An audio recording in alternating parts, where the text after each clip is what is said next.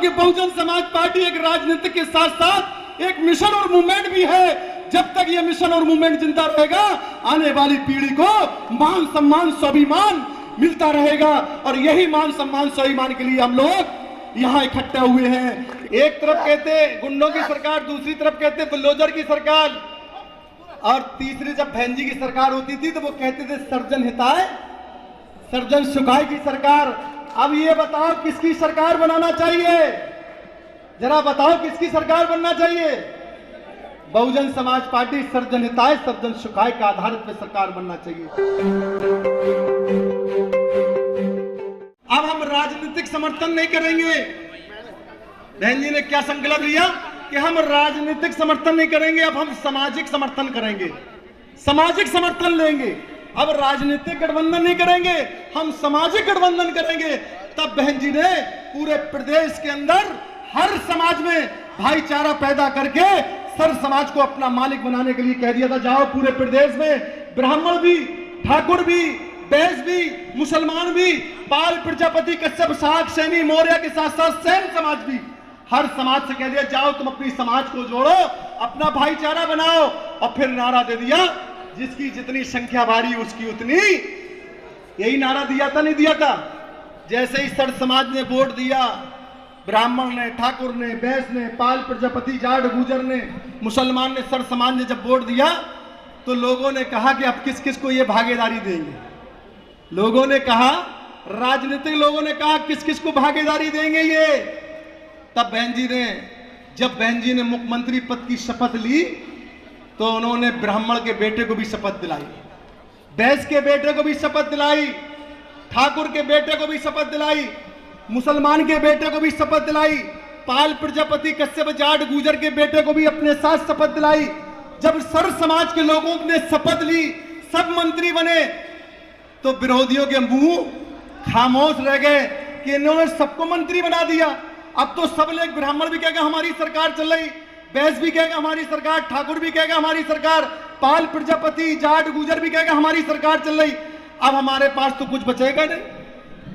तब इन लोगों ने सोची समझी रणनीति के तहत उसके बाद शपथ लेते ही बहन जी ने स्पष्ट कह दिया था, जितने भी गुंडे और अपराधी किस्म के लोग हैं या तो प्रदेश के बाहर हो जाएं।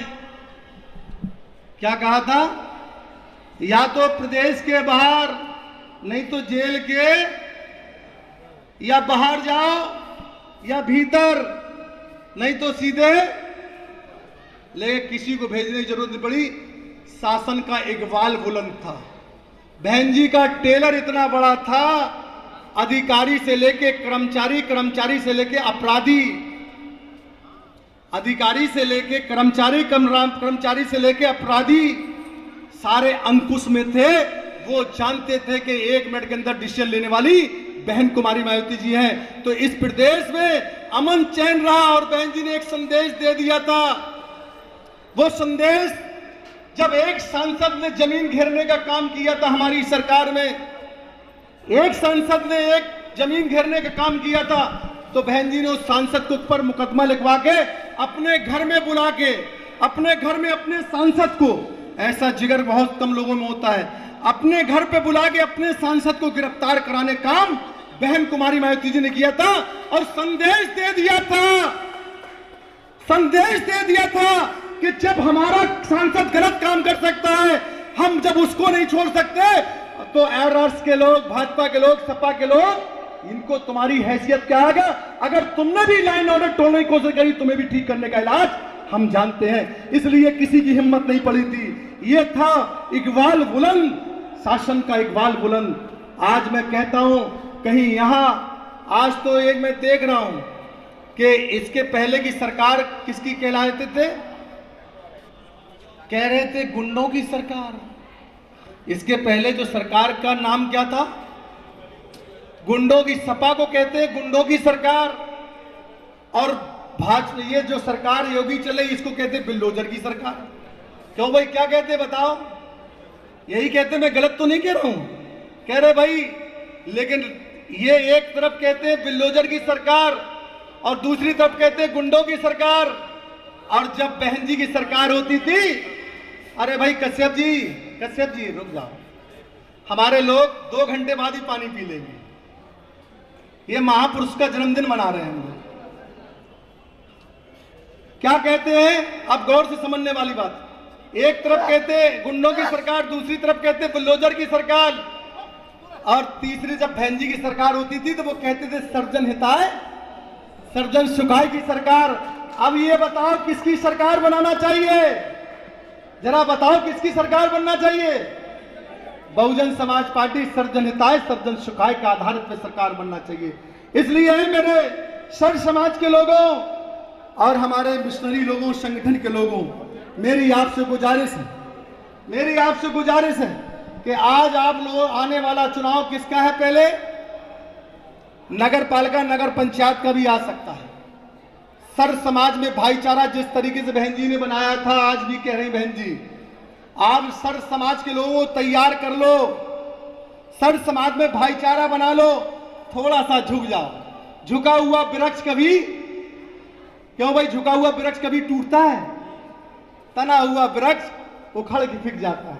हमें थोड़ा सरकार बनाने के लिए, सत्ता को आने के लिए, सर्व समाज को मान सम्मान स्वाभिमान से जीने के लिए हमें थोड़ा झुकना पड़ेगा और सर्व समाज में भाईचारा बनाना पड़ेगा। जब सर्व समाज में भाईचारा बना लोगे तो ये भाजपा की दुकान और सपा की दुकान अपने आप बंद हो जाएगी। क्योंकि ये दो लोग क्या कर रहे हैं, ये दो लोग कैसे वोट ले रहे हैं मालूम है आपको? सपा और भाजपा कैसे वोट ले रही है? ये वोट ले रही है डरा के। कैसे ले रही है? डरा के वोट। मैं आपको जो बताऊं उसका आप सही बता देना, उत्तर सही दे देना, मैं मान जाऊंगा आपके समझ में आ गई। समाजवादी पार्टी और भारतीय जनता पार्टी कैसे डरा के वोट ले रही, समझ लो मेरी बात। भारतीय जनता पार्टी डर किसका दिखाती? मुसलमानों का। कहती नहीं कहती?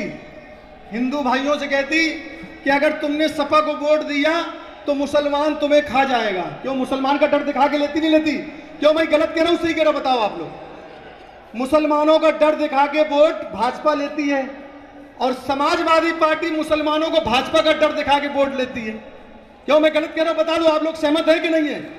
कितने लोग सहमत है? जरा हाथ उठाओ, बिल्कुल जितने लोग सहमत हो।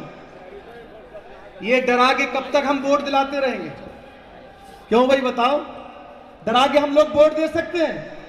अरे हम लोग डरने वाले लोग नहीं है, हम लोग मुंह तोड़ जवाब देने वाले लोग हैं। अब हम सर्व समाज को कहेंगे कि अब डर के वोट नहीं देना, अब भाईचारा बना के सर्जन हिताय सर्जन सुखाय का आधारित पे हम लोगों को वोट देना है। अब विकास को लेके वोट देना है, ना कि हमें डरा के वोट देना। इसलिए इनकी डरने वाली रणनीति पास नहीं होना चाहिए। आपको गांव गांव गली गली जाके अपने प्रसार को इतना मजबूत कर दो कि विरोधी भी डरने लगे। आज हम देख रहे थे, मैं अभी टीवी में देख रहा था, आरएसएस का पूरा कैडर चल रहा था। 2 लोग सीट पे बैठे थे, बाकी सारे लोग, आपने टीवी में भी देखा होगा। ये किसकी नकल है? ये की नकल है तो केवल बहुजन समाज पार्टी की।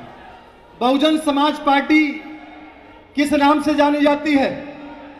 सिस्टम और अनुशासन से जानी जाती है। किस नाम से जानी जाती है? सिस्टम और अनुशासन के नाम से जानी जाती है बहुजन समाज पार्टी।